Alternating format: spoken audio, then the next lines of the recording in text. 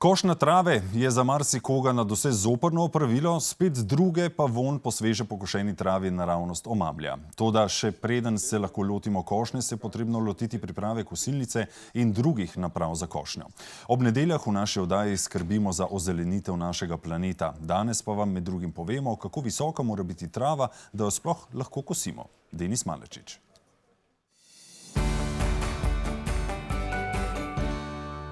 Najpogostejše opravilo na trati je košnja trave. Prvi so z letošnjo prvo že pričeli, tisti, ki smo med bolj počasnimi, pa smo tudi zaradi vremena obtičali v garaži.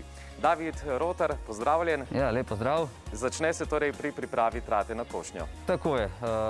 Preden trato začnemo kositi, oziroma vsaj po prvi košnji, recimo, da enkrat pokosimo, svetujemo uporabo samih vertikutov oziroma prezračevalce trate. Nože uporabljamo na zelenicah, kjer imamo in prevladuje večinoma trava, to se pravi, v primeru, ko prevladuje mah na zelenici, uporabljamo sistem vzmeti. Nadaljujemo s pripravo kosilnice, ki jo uporabimo, ko nivo trave zraste vsaj za 5 do 8 cm. Pogledamo sam nivo olja v motorju. Na to pogledamo in dolijemo še bencin, navaden 95 neosvinčen bencin.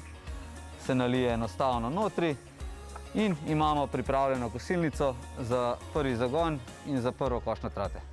Pred prvo košnjo je dobro poskrbeti tudi za ostrino noža. Dobro nabrušen pripomore k lepši košnji same trate.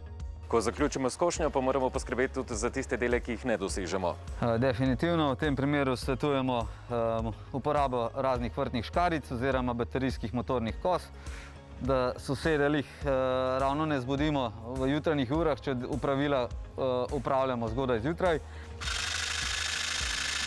Definitivno je pa treba pri sami košnji uporabljati tudi zaščito, da nam kaj ne pade v oči.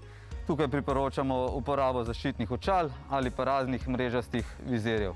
Če moramo travo pokositi na večji površini, je najenostavnejša rešitev uporaba vrtnega traktorja. Uporabnik sedi na sedežu, pritisne ročico naprej, se pelje naprej, pritisne ročico nazaj, se pelje sam traktor nazaj.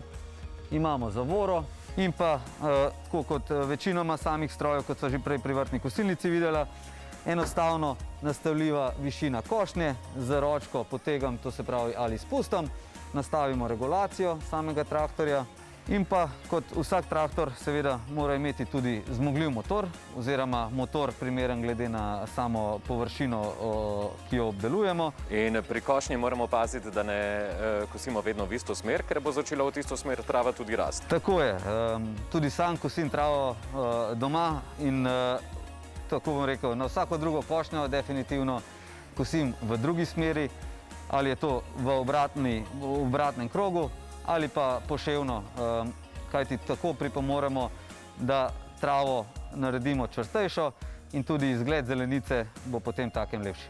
David Rotar, najlepše hvala za danes. Hvala tudi vam.